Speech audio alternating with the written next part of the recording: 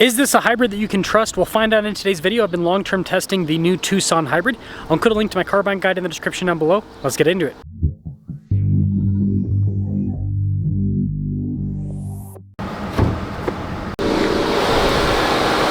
Powering this is a turbo 1.6 liter 4-cylinder paired to a 6-speed and a hybrid system. It puts out 231 horsepower, 258 pound-feet of torque, and fuel economy is 35 miles per gallon around town and on the highway. We are closing in on 500,000 subscribers, trying to get there before the end of the year. I'd really appreciate it if you'd help out with that. Now, when it comes to the hood design, it's actually very muscular with the raised section on either side. You have the actual lighting cluster down below and off to the side, whereas where you think the headlights would be is actually the grille. And when you put it together, it definitely gives the Tucson a unique appearance. Tire and wheel setup is 235 by 55 by 19. You've got silver on the outside with the metallic gray on the interior of the wheel. Would be cool if they painted the fender flares to match or maybe blacked them out, but the plastic's pretty good. And then one of the craziest parts about the Tucson is the body lines. Look at how they crisscross the side. It's really crazy looking. When it comes to key fob features, we've got our lock and unlock function, remote starts, and you also have on the side the self park feature. You've got the opening for the hatch, and yeah, it kind of has a Jetson type style to it. There's also another popper here in the back to open up the hatch. Now we do have a 12 volts in the back, and you've got a pretty good amount of storage space here. And unlike Honda, you actually still get storage underneath the load floor with the hybrid. And when you're all done, just press that button right there and that will lower the hatch right back down.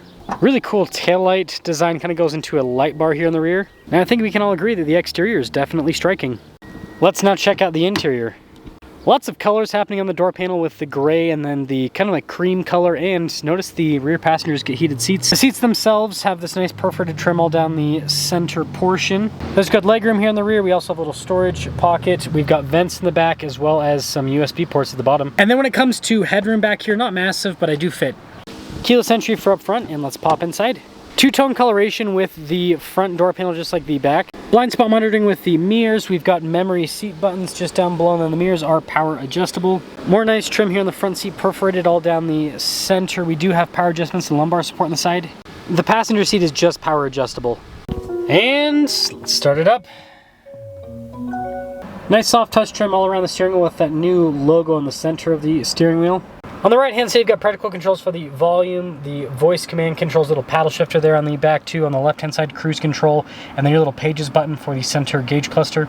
And taking a look at that center gauge cluster, it is fully digital. You guys can see I've been averaging close to the EPA rating with fuel economy. Not quite, but pretty darn close. And then it will kind of display the different drive modes. It doesn't do any crazy changes with the cluster when you change the drive mode, but it at least lets you know that you're changing the drive mode. This also comes equipped with a heads-up display, as well as a 360 camera system. You got this nice exterior shot with the camera too. Good resolution with the whole system.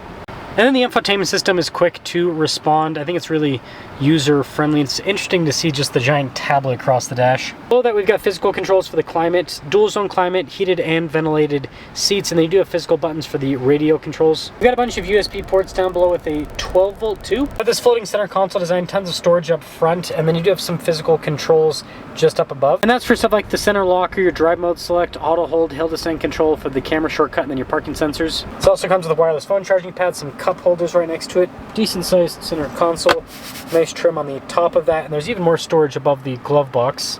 This is also equipped with a panoramic sunroof. Now here's our window sticker for this Tucson Limited. Total MSRP $43,270. Let's see how this Tucson drives and talk about what it's like to live with. Setting off in the Tucson Hybrid. Now I do like these long-term tests quite a bit because it gives me a much better idea of a car, and the Tucson has quite a bit about it that I didn't know before. So first off, as a daily driver, this does an exceptional job. It is very comfortable with the suspension overall. It's pretty quiet. Luxury features are nice. And this thing that Hyundai definitely wins out on compared to Toyota and Honda, Hyundai offers way more features. I mean, like I just reviewed a Honda CR-V hybrid at this price point. No cooled seats. This 360 camera system's better.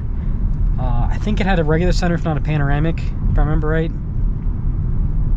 And you know, Honda's tech is not bad, but it's not, this is kind of more modern feeling and everything. But yeah, Honda just kind of always gives you more for the same amount of money,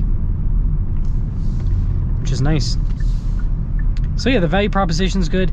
The fuel economy, right? That's the one thing. This hybrid powertrain's kind of tuned more for performance, it seems like. I mean, the power figures are quite impressive, actually. But yeah, it seems like it's pushing the performance envelope more than anything else, rather than, you know, the RAV4 and the CR-V. They don't get like that much better fuel economy, but they're a little bit better with the fuel economy. And again, I've been able to get close to the real world estimates for the most part with fuel economy, so that's another, or been another plus, I would say, with this. Now, the dual clutch, the transmission, it's good. I still think ECVT is the best for these standard hybrids, because with the ECVT, it can be pretty seamless with the transitions, so it just works better with the hybrid powertrain, and long-term reliability has also been proven to be really good. Whereas with this transmission, it's not bad at all. But you notice it. You notice the transmission. It exists. So that is, I would say, a legitimate downside with the transmission versus getting the ECVT that you can get with Toyota, for example. And then a lot of people bring up reliability. The thing, my thing with that is, you know, I agree that manufacturers should focus on reliability as much as possible, but I also am a practical person, and I go, well, if you have a 10-year warranty on the powertrain and you're going to keep the car for 5 years, because most people only keep their cars for 5 to maybe 7 years, you're going to be under warranty during the whole ownership period. So it's not to like try to perfectly justify the reliability things that can happen with this, but I don't know, I think that it's something where it might be worth trying this out, especially if you can't get, like, it's hard to get RAV4s right now. It's really hard to actually get RAV4, so it's like, if you can't get a RAV4, well, have you considered Tucson? So overall, I think it's a good hybrid.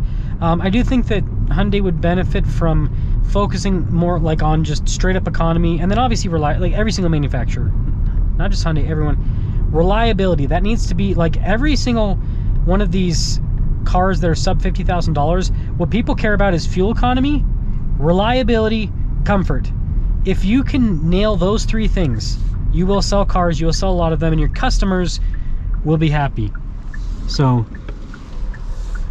that's just something that I would say for Hyundai to consider. But let me know what you guys think about the Tucson with the hybrid. Is it a hybrid that you can trust?